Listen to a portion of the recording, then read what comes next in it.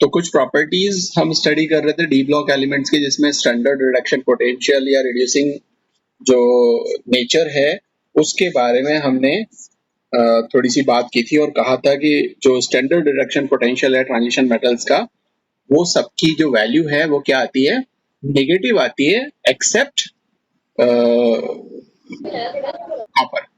ठीक है, तो कॉपर के अलावा बाकी जितने भी ट्रांजिशन मेटल्स हैं सबकी वैल्यू नेगेटिव होगी, कॉपर की वैल्यू पॉजिटिव होगी। इसीलिए आप देखते हो कि जब भी ट्रांजिशन मेटल्स के साथ में किसी प्रोटिक एसिड के साथ में उसकी रिएक्शन करवाते हो, ठीक है ना, तो वो हमेशा हाइड्रोजन गैस को इवॉल्व करता है। क्यों? क्योंकि वहां पे उसका रिडक्शन पोटेंशियल की वैल्यू माइनस में है। ठीक है, तो इस तरह से और अगर हम बात करें तो ये एक अच्छे रिड्यूसिंग एजेंट होने चाहिए कॉपर के अलावा। क्यों? क्योंकि जल्दी से इलेक्ट्रॉन निकाल देने चाहिए, लेकिन ऐसा होता नहीं है, क्योंकि मैंने आपको कल भी बताया था क्यों ऐसा नहीं होता।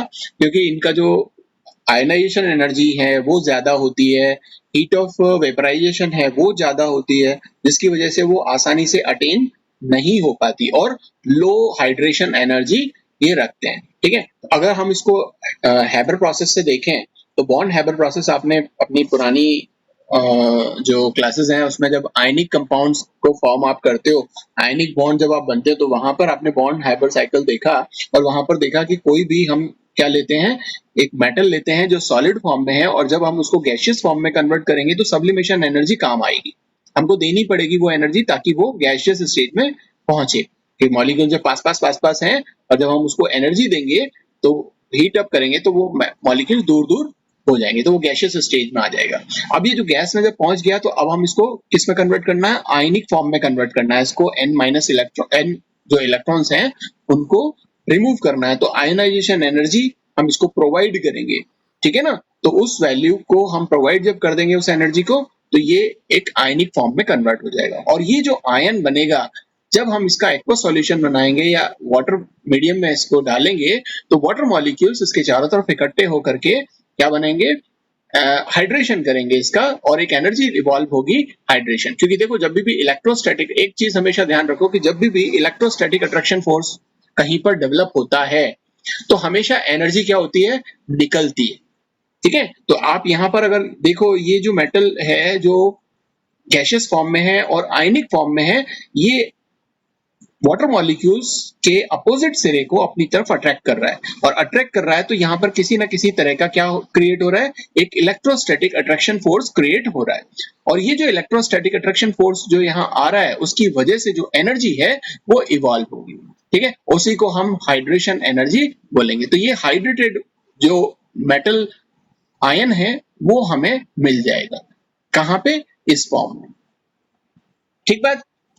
तो इस तरह से हमें यहाँ तीन एनर्जी काम आई, एक सब्लिमेशन की एनर्जी काम आई जिसको हम डेल H1 से रिप्रेजेंट कर रहे हैं, यहाँ पे आयनाइजेशन एनर्जी काम आई जिसमें जो चेंज है उस एंथैल्पी में उसको हम डेल H2 से रिप्रेजेंट कर रहे हैं, और जब हमने इसको हाइड्रेटेड किया तो हाइड्रेशन एनर्जी निकली, और वहां जो एनर्जी में चेंज आया, एंथैल्पी में चेंज आया, उसको हमने डेल H3 से रिप्रेजेंट किया। और इन तीनों टाइप की एनर्जी को, जो हमारी del H1, del H2, del H3 है, इनको अगर आप कंबाइन कर दो, मिला दो, तो हमें टोटल एनर्जी जो चेंज है या टोटल एंथैल्पी जो चेंज है वो हमें ये वैल्यू मिल जाती है। और ये वैल्यू क्या होनी चाहिए, माइनस होनी चाहिए। माइनस होने का मतलब है कि ये एक एक्सोथर्मिक रिएक्शन होनी चाहिए, यहाँ पे ये रिएक्शन निकलनी चाहिए। और एक्सोथर्मिक कब होगी, जब ये जो हाइड्रोजन एनर्जी हमने जो दी है, मतलब जो हमें मिली है, ठीक है ना, उसकी वैल्यू इन दोनों एनर्जी से, आयनाइजेशन एनर्जी और सब्लिमेशन एनर्जी, इन दोनों से जब ज्यादा होगी तो हाइड्रेशन एनर्जी की वैल्यू से सॉरी, ये दोनों वैल्यू सब्लिमेशन एनर्जी और आयनाइजेशन वैल्यू अगर कम होती हैं और हाइड्रेशन एनर्जी ज्यादा होती है तो हमें ये वैल्यू माइनस में मिल जाएगी, और वो एक रिएक्शन जो है वो स्पॉन्टेनियस रिएक्शन होगी। और या हम उसे कह सकते हैं कि वो आसानी से, जो मेटल सॉलिड हमने लिया था वो आसानी से मेटल एक्वस आयन में कन्वर्ट हो जाएगा। हालांकि यहाँ पे कोई रेगुलर ट्रेंड आपको देखने को नहीं मिलता स्टैंडर्ड रिडक्शन पोटेंशियल को अगर हम देखें तो, ठीक है ना, क्योंकि फर्स्ट सीरीज के अंदर जब आप इसकी वैल्यूज को कैलकुलेट करते हो तो इनकी वैल्यूज जो है वो अप्स एंड डाउन होती रहती है, और उसका रीजन वही है जो मैंने अभी आपको बताया था पहले भी, कि सब्लिमेशन एनर्जी और आयनाइजेशन एनर्जी की जो वैल्यूज हैं वो इनकी ज्यादा भी होती है और वहां पर भी इरेगुलरिटी होती है। और इरेगुलरिटी क्यों होती है वो मैंने आपको बताया था कल, कि जो इनके साइजेस हैं उन साइजेस में भी एक इरेगुलर ट्रेंड हमें देखने को मिलता है। तो ये सारी की सारी कुछ वजह हैं जिसकी वजह से स्टैंडर्ड रिडक्शन पोटेंशियल एक प्रॉपर रेगुलर पैटर्न में यहाँ पर हमें नहीं मिल पाता। एक प्रॉपर्टी हमने कल स्टडी की थी जो हमने कहा था कि साहब ये एलॉयज बनाने की इनकी टेंडेंसी होती है, ये एलॉयज बनाते हैं, मिश्र धातु जो है वो ये आसानी से बनाते हैं ट्रांजिशन मेटल्स। अब क्यों बनाते हैं तो उसका रीजन मैंने आपको ये बताया था कि जो हमारे पास में लैटिस है, ठीक है, उसमें मान लीजिए कि कोई भी एक एलिमेंट आपने लिया, कोई भी मेटल आपने लिया ट्रांजिशन मेटल, और उसके जो एटम्स हैं वो यहाँ पर प्रेजेंट हैं, और इन सबके साइज जो है वो क्या है, लगभग एक जैसे साइज है। और एक जैसे साइज होने की वजह से अगर हम उस मेटल को वहां से हटा करके कोई दूसरा मेटल यहाँ पर डाल देंगे तो क्या होगा, कोई प्रॉब्लम नहीं आएगी, वो लैटिस एज इट इज वैसे के वैसे ही रहेगा। और जब लैटिस वैसा का वैसा रहेगा तो एक मेटल में दूसरा मेटल आसानी से मिला हुआ फॉर्म हमें देखने को मिलेगी। जैसे मान लीजिए कि हमने कल यहाँ बताया था कि ये सारे के सारे अगर आयरन हो, ठीक है ना, ये सब आयरन हो और मैं यहाँ पर क्रोमियम ऐड कर दूं इसमें, ठीक है, अब क्रोमियम में ऐड कर दूं तो क्रोमियम और आयरन का जो साइज है वो लगभग बराबर है, तो यहाँ पर कोई फर्क नहीं पड़ने वाला, और कोई फर्क नहीं पड़ने वाला तो ये जो हमारे पास में लेटिस बनेगा वो एलॉय का लेटिस बनेगा। और एलॉयज वो होते हैं जिनकी हार्डनेस या इनकी जो टेंसाइल स्ट्रेंथ है, इनकी मैलेबिलिटी है, इनकी डक्टिलिटी है, ये सब चीजें जो है वो ज्यादा होती है। तो जो हमारा प्योर मेटल है उससे कहीं ज्यादा अच्छी क्वालिटी यहाँ पे प्रॉपर्टीज के नेचर में हमें यहाँ मिलती हैं, जिसकी वजह से हम बहुत सारी जगहों पर एलॉयज को यूज करते हैं। नाउ एक तरह के और यहाँ पर कंपाउंड्स फॉर्म होते हैं जिन्हें हम बोलते हैं इंटरस्टिशियल कॉम्प्लेक्सेस। इंटरस्टिशियल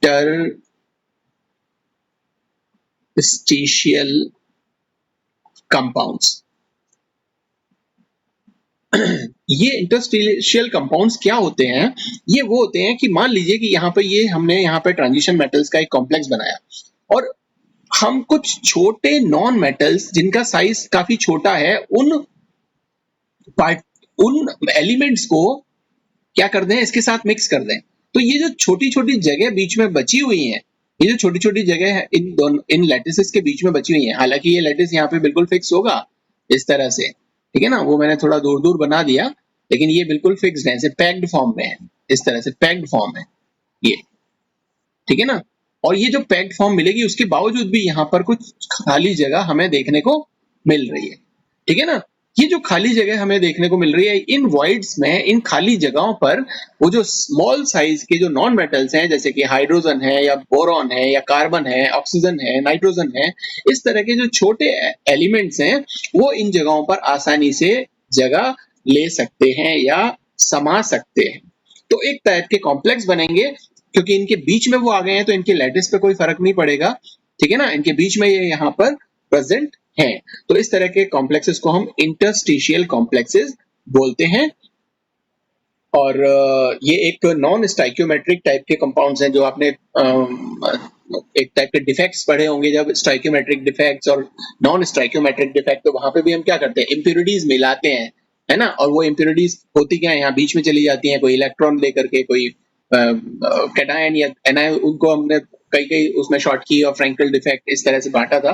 तो उसी टाइप से यहाँ पर ये डिफेक्टेड जो एलिमेंट है उसका वो जो मेटल वो यहाँ पर बनता है, तो उन्हें हम इंटरस्टिशियल कंपाउंड्स बोलते हैं। और इनकी प्रॉपर्टीज अगर हम देखें तो प्रॉपर्टीज बेसिकली तो इनकी केमिकल प्रॉपर्टीज को अगर आप देखोगे तो सेम कैटेगरी जो प्रॉपर्टीज हैं वो आती हैं, केमिकल प्रॉपर्टीज में कोई फर्क नहीं पड़ता। लेकिन अगर आप इनकी फिजिकल प्रॉपर्टीज देखोगे तो यहाँ बीच में जो ये जो जगह इन्होंने ले ली है, ठीक है ना, ये छोटी छोटी जगह जो इन्होंने यहाँ पर जो खाली थी जो इन्होंने यहाँ ले ली है, उसकी वजह से इसकी प्रॉपर्टी जो फिजिकल प्रॉपर्टीज है वो बदल जाती है। मतलब कि जैसे कि इसकी डेंसिटी जो है वही बदल जाएगी। क्यों? क्योंकि पहले जो खाली जगह थी वहां पर अभी इन्होंने जब पोजीशन ले ली है तो डेंसिटी जो है वो ऑटोमेटिकली बढ़ जाएगी, डेंसिटी बढ़ जाएगी तो हार्डनेस बढ़ जाएगी, हार्डनेस बढ़ जाएगी और साथ में ये यहाँ पर मूविंग होंगे और एक जगह से दूसरी जगह मूव कर सकते हैं, जिसकी वजह से इसकी जो कंडक्टिविटी है उसमें भी फर्क पड़ेगा, ठीक है ना। तो इस तरह से इंटरस्टिशियल कंपाउंड्स ये फॉर्म करते हैं।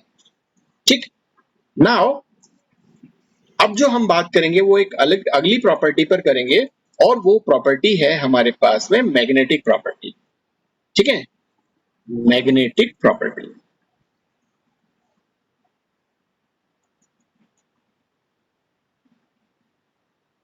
कहीं ना कहीं आपने पहले कभी मैग्नेटिक प्रॉपर्टीज के बारे में जरूर पढ़ा होगा। ठीक है, और आपको जरूर किसी न किसी ने बताया होगा कि हर तरह का कंपाउंड, चाहे वो कैसा भी कंपाउंड हो, वो कंपाउंड थोड़ी बहुत मैग्नेटिक प्रॉपर्टीज रखता ही रखता है। उसमें मैग्नेटिक प्रॉपर्टीज आपको हमेशा देखने को मिलती हैं। अब वो मैग्नेटिक प्रॉपर्टीज क्यों आती हैं, किस वजह से मैग्नेटिक प्रॉपर्टीज की जो रीजन है वो क्या है, तो वो क्या होता है कि जब भी आप किसी कंपाउंड की मैग्नेट, या कंपाउंड को छोड़ो, हम यहाँ पर सिर्फ एक सिंगल एलिमेंट की बात कर लेते हैं, क्योंकि हम ट्रांजिशन मेटल्स की बात कर रहे हैं, एक एलिमेंट की बात कर लेते हैं, और उस एलिमेंट में दो तरह के मोशंस प्रेजेंट होते हैं। ठीक है, और वो जैसे मान लीजिए ये हमारे पास में एक न्यूक्लियस है, और इसके चारों तरफ क्या है, शेल्स हैं, और यहाँ इलेक्ट्रॉन कहीं ना कहीं प्रेजेंट है। और ये इलेक्ट्रॉन दो तरह के मोशन कर रहा है। एक मोशन तो वो कर रहा है जो इसके अंदर ये रोटेट कर रहा है इस तरह से, ठीक है ना, ये रोटेशन जो है वो हो रही है। और एक ये है कि ये अपनी एक्सिस पर भी रोटेशन कर रहा है, क्लॉकवाइज और एंटी क्लॉकवाइज। तो इसमें दो तरह के मैग्नेटिक मूवमेंट्स इलेक्ट्रॉन की वजह से आते हैं। एक तो स्पिन मैग्नेटिक मूवमेंट, तो इसके स्पिन की वजह से आएगा स्पिन मैग्नेटिक मूवमेंट। और दूसरा जो मैग्नेटिक मूवमेंट होगा वो कैसा होगा, वो जो ऑर्बिटल मोशन हो रही है, जो ऑर्बिटल इसके चारों तरफ ये जो घूम रहा है, ठीक है ना, न्यूक्लियस के चारों तरफ, उसकी वजह से ऑर्बिटल मैग्नेटिक मूवमेंट इसमें आ जाती है। तो इसको हम रिप्रेजेंट करते हैं म्यू एस से, स्पिन मैग्नेटिक मूवमेंट को, और जो ऑर्बिटल मैग्नेटिक मूवमेंट है उसको आप रिप्रेजेंट करोगे म्यू एल से। ठीक है, और जो टोटल मैग्नेटिक मूवमेंट होगा वो इन दोनों का सम होगा। तो म्यू जो है वो म्यू एस और म्यू एल इन दोनों के कॉम्बिनेशन से बनता है, या इन दोनों की एडिशन से बनता है। ठीक है ना, अब ऐसा क्यों है, तो आपको मालूम है कि कोई भी चार्ज पार्टिकल अगर कहीं पर मूव करता है, अगर वो मूविंग है, तो उसमें मैग्नेटिज्म क्रिएट हो जाता है। तो ये दोनों चीजें जो हैं वो क्या है, मूवमेंट में है, अपनी एक्सिस पर भी, और इस न्यूक्लियस के चारों तरफ एक ऑर्बिट में भी। तो ये चार्ज पार्टिकल जो मूवमेंट में है, तो इसकी वजह से यहाँ पे मैग्नेटिक प्रॉपर्टी क्रिएट होती है, जिनको हम इन दो वैल्यूज से डिनोट करते हैं। और इन दोनों का सम जो है वो किसी भी कंपाउंड को, या किसी भी सब्सटेंस को, किसी भी एलिमेंट को मैग्नेटिक प्रॉपर्टी प्रोवाइड करता है। अब मैग्नेटिक प्रॉपर्टी को अगर आप एक्सप्रेस करो, तो मैग्नेटिक प्रॉपर्टी को आप एक्सप्रेस करते हो बोर मैग्नेटॉन, बोहर मैग्नेटॉन। और ये जो वन बोर मैग्नेटॉन है, इसको बी एम से भी रिप्रेजेंट करते हैं, बी एम। और ये जो वन बोर मैग्नेटॉन है, इसकी वैल्यू होती है ई एच अपॉन 4 पाई एम सी। ठीक है, अब इस वैल्यू को हम बार बार लिखते नहीं है। वो इसलिए नहीं लिखते क्योंकि देखो इसकी वैल्यू हम एक बार कैलकुलेट कर लेते हैं।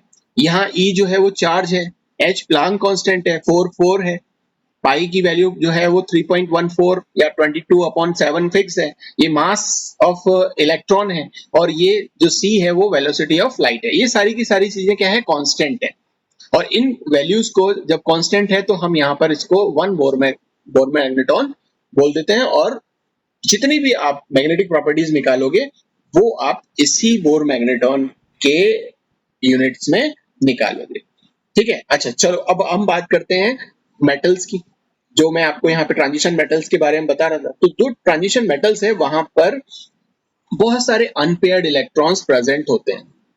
ठीक है ना, क्योंकि अगर ये इलेक्ट्रॉन्स पेयर्ड हो गए, तो पेयर हो गए तो यहाँ पे जो मूवमेंट है वो थोड़ी सी क्या हो जाती है, रुक जाती है। वो डायमैग्नेटिक नेचर का जो बिहेवियर है वो उसका वहां पर आ जाता है। और साथ में जो जब ये जो मेटल कॉम्प्लेक्सेस जब ये बनाते हैं, ये जो लिगेंड जो ट्रांजिशन मेटल्स हैं, ये ट्रांजिशन मेटल्स, ये जब लिगेंड के साथ में कोऑर्डिनेशन बॉन्ड जब बनाएंगे तो उस समय भी क्या होगा, यहाँ पर जो इलेक्ट्रॉन इसके चारों तरफ घूम रहा है जिसके साथ में ये क्या हो जाएगा, ये बाउंड हो जाएगा, इसका इलेक्ट्रॉन और इसका इलेक्ट्रॉन वो क्या हो जाएंगे, बाउंड कर देंगे।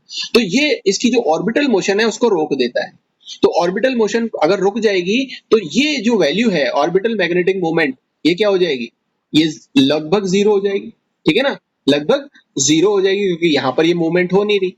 और जो अब मैग्नेटिक मूवमेंट आएगी वो सिर्फ और सिर्फ किसकी वजह से आएगी, इस स्पिन होने की वजह से आएगी, जो ये अपनी एक्सिस पर स्पिन हो रहा है उसकी वजह से आएगी। तो स्पिन मैग्नेटिक मूवमेंट अगर हम किसी सिंगल इलेक्ट्रॉन के लिए निकालें तो वेव मैकेनिक्स के अकॉर्डिंग जो म्यू एस की वैल्यू है वो होती है g the under root of s s plus one, है ना। एस और जी क्या है यहाँ पे, जी यहाँ पर है जी ये है आपका गायरो मैग्नेटिक रेशो या कांस्टेंट,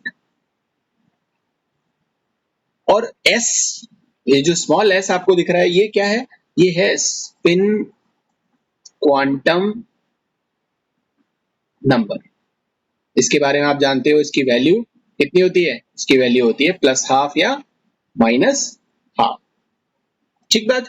तो इस तरह से स्पिन मैग्नेटिक मूवमेंट की वैल्यू इससे हम निकाल सकते हैं। तो मानो कि हम किसी एक इलेक्ट्रॉन के लिए बात कर रहे हैं फॉर अ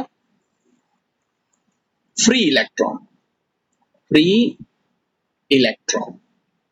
अगर हम किसी एक फ्री इलेक्ट्रॉन के बारे में बात करें तो देखो यहां पर स्पिन मैग्नेटिक मूवमेंट की वैल्यू क्या आएगी, तो देखो जी की वैल्यू गायरो मैग्नेटिक कांस्टेंट जो है उसकी वैल्यू होती है 2, और जो स्मॉल एस है हमारे पास उसकी वैल्यू कितनी है, उसकी वैल्यू है ½ अब इस वैल्यू को यहां पर आप पुट कर दो तो ये जो म्यू एस है ये क्या हो जाएगा, ये 2 इज द अंडर रूट, ये ½ है ना एस की वैल्यू, ये ½ +1, इसको हमने यहाँ पे दोनों s की जो वैल्यूज हैं उसको हमने यहाँ पे ½ रख दिया और ये निकाल लिया। नाउ अब आप इसको आगे सॉल्व करोगे तो क्या हो जाएगा, 2 इज द अंडर रूट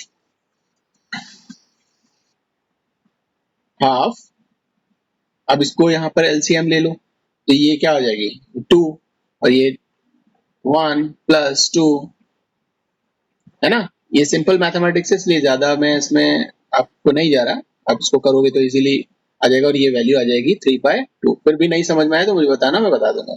सो 2 और ये वैल्यू हो गई हमारे पास में इज द अंडर रूट ½ × 3/2।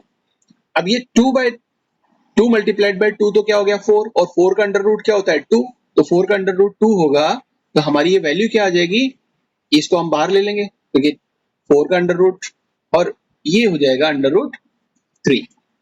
अब ये 2 और ये 2 कट जाएगा और ये वैल्यू क्या बचेगी, सिर्फ 3, और 3 का मतलब हो गया कि 1.73 अंडर रूट की वैल्यू।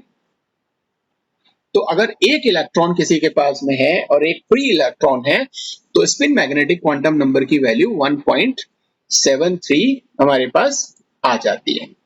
ठीक, नाउ अगर एक से ज्यादा इलेक्ट्रॉन्स हो तो क्या होगा, वहां पर हमारे पास कोई आयन हो सकता है, कोई एटम ही हो सकता है जिसमें एक से ज्यादा इलेक्ट्रॉन्स हो, कोई मॉलिक्यूल हो सकता है जिसमें एक से ज्यादा इलेक्ट्रॉन्स हो।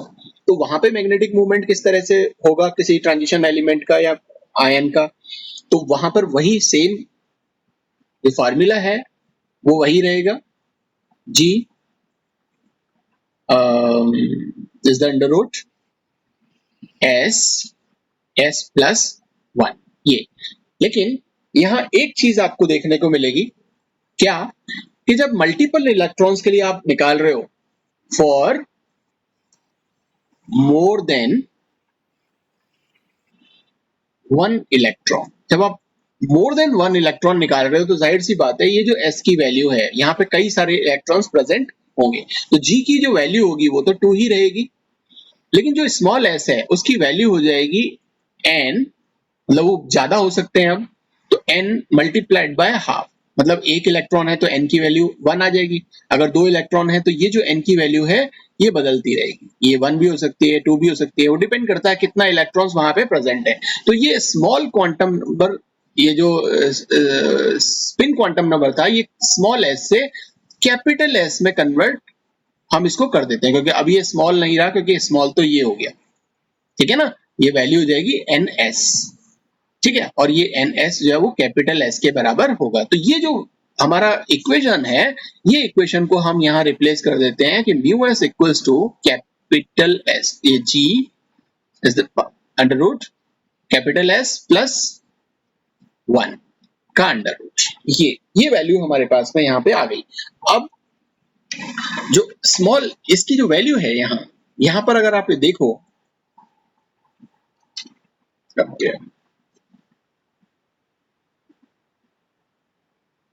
ये अगर आप देखो तो ये क्या हो जाएगा n/2, तो ये वैल्यू आ जाएगी n/2। तो यहाँ पर s की वैल्यू तो आ गई 1/2 और g की वैल्यू जो है वो अभी भी 2 है। तो अब यहाँ पर हम पुट कर देते हैं इन वैल्यूज को, सो ये हो जाएगी 2 अंडर रूट n/2 प्लस 1, ठीक। नाउ अब आप इसको और आगे सॉल्व करो तो ये 2 अंदर, ये क्या हो जाएगा वही n/2, यहाँ पर आप वही सेम 2 आएगा, ये n प्लस ये 2, ये वैल्यू हमारे पास में यहाँ पे आ जाएगी। इसको फर्दर आप करोगे तो ये 2, ये n/2 और ये जो 2 है इसको भी हम बाहर ले सकते हैं और ये वैल्यू हो जाएगी आपकी n+2 और ये जो 2 है वो हमारा यहाँ पे आ जाएगा, ठीक है। अब ये 2 मल्टीप्लाइड बाय 2 4 और 4 का अंडर रूट होता है 2, सो ये 2 का आ जाएगा बाहर और ये n+2, ये दोनों कट जाएंगे, तो जो वैल्यू आएगी वो हमारे पास वो क्या आएगी, वो आएगी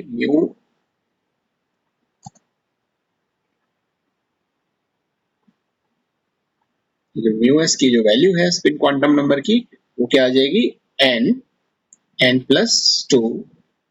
ये वैल्यू आपने कई बार देखी होगी जब आप अनपेयर्ड इलेक्ट्रॉन का नंबर यहाँ पे डालते हो n की वैल्यू की जगह और मैग्नेटिक मोमेंट निकालते हो, तो वो इस तरह से आपका ये निकल करके आता है। यहाँ पे ये जो n है, ये n क्या है, नंबर ऑफ अनपेयर्ड इलेक्ट्रॉन्स, ये जो n है ये क्या है, नंबर ऑफ अनपेयर्ड इलेक्ट्रॉन्स। और ये जितने ज्यादा होंगे, यहाँ पर आप ये भी देख रहे हो कि जितना ज्यादा अनपेयर्ड नंबर ऑफ इलेक्ट्रॉन्स यहाँ प्रेजेंट होंगे, उतना ही ज्यादा इफेक्टिव मैग्नेटिक मूवमेंट जो है वो हमें स्पिन मैग्नेटिक मूवमेंट आपको देखने को मिलेगा।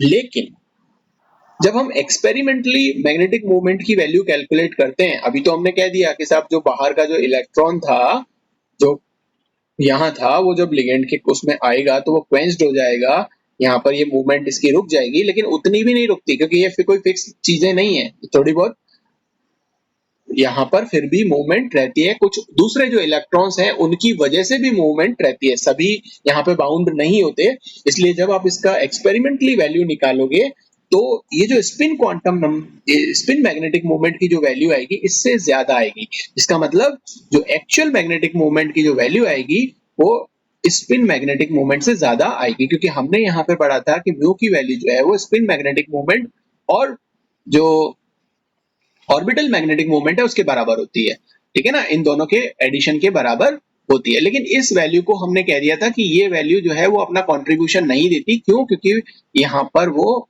बॉन्ड जब बनता है तो वहां पे वो बाउंड हो जाती है, वहां पे फ्रीज हो जाती है, जिस वजह से, ठीक है। तो अकेला सिर्फ स्पिन जो मैग्नेटिक मूवमेंट है वही कंट्रीब्यूट करता है मैग्नेटिक मूवमेंट में। लेकिन जब हम एक्सपेरिमेंट करते हैं और एक्सपेरिमेंटली वैल्यू निकालते हैं तो एक्सपेरिमेंटली जो वैल्यू हमारे पास में आती है म्यू की, वो क्या आती है, म्यू एस से ज्यादा आती है। अब म्यू एस से ज्यादा आ रही है, इसका मतलब ये है कि कुछ कंट्रीब्यूशन यहाँ पर ऑर्बिटल मैग्नेटिक मूवमेंट का भी जरूर होता है, ठीक है ना।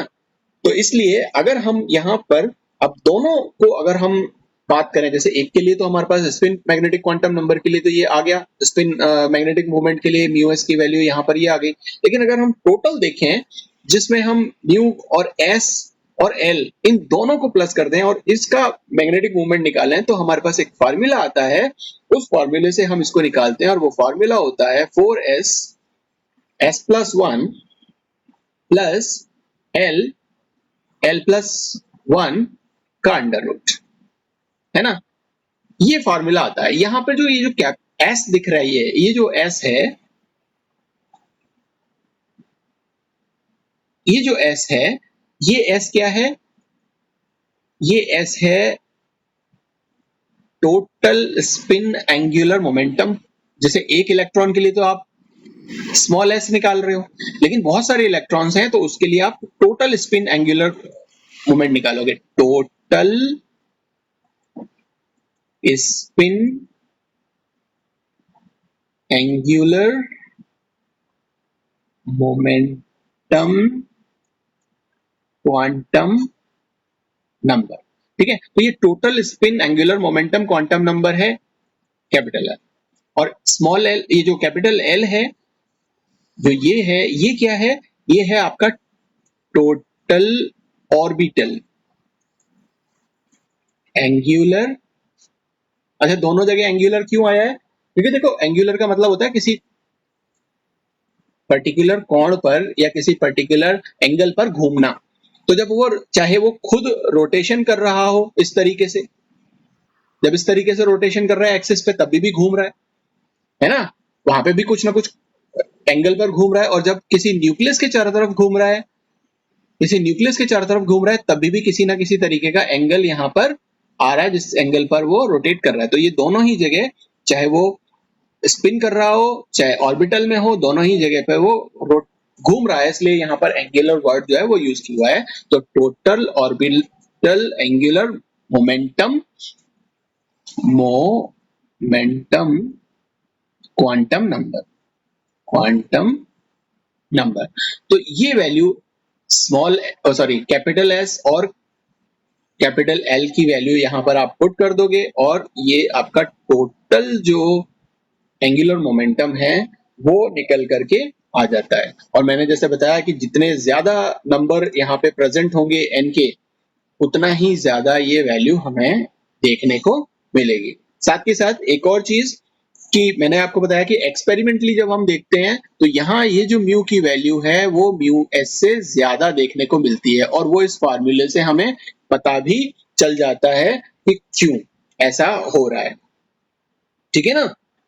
लेकिन ये वैल्यू ज्यादा जरूर है, लेकिन इतनी ज्यादा भी नहीं है। मतलब कि जो ये जो टोटल एंगुलर मोमेंटम है ना, ये पूरी तरह से कंट्रीब्यूट नहीं कर रहा, थोड़ा बहुत कंट्रीब्यूट कर रहा है, क्योंकि लिगेंड जब आ जाते हैं तो वो लिगेंड के थ्रू वहां पे कुछ ना कुछ क्वेंच हो ही जाता है, तो क्वेंचिंग है वो वहां पर हो ही जाती है, ठीक है। तो ये दोनों जितना आना चाहिए उतना नहीं आता, लेकिन फिर भी स्पिन मैग्नेटिक जो मूवमेंट है उससे ज्यादा ये वैल्यू आती है। तो ट्रांजिशन मेटल्स जिनमें कोई अनपेयर्ड इलेक्ट्रॉन नहीं होता, ये तो वो वाली बात हमने की थी अब से पहले कि जिनमें अनपेयर्ड इलेक्ट्रॉन्स होंगे तो कैसा बिहेवियर होगा, उनका मैग्नेटिक मूवमेंट कैसा होगा, तो वो पैरामैग्नेटिक नेचर के होंगे और इसका मैग्नेटिक मूवमेंट जो है वो हम इससे निकाल सकते हैं। लेकिन ऐसे ट्रांजिशन मेटल्स जिसमें किसी तरह का कोई भी अनपेयर्ड इलेक्ट्रॉन ना हो, नो अनपेयर्ड इलेक्ट्रॉन, उस तरह के जो कंपाउंड्स होंगे उन्हें हम बोलेंगे डाया मैग्नेटिक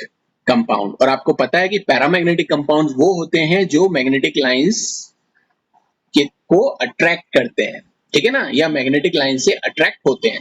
तो अगर आप लोगों को पहले याद हो कि मैंने यहाँ पे इस तरह से फील्ड लगाया, यहाँ सब्सटेंस लगाया, अगर वो पैरामैग्नेटिक होगा तो जो लाइंस है वो इससे होकर के पास इस तरह से जाएंगी, मतलब इसको अट्रैक्ट कर रही है।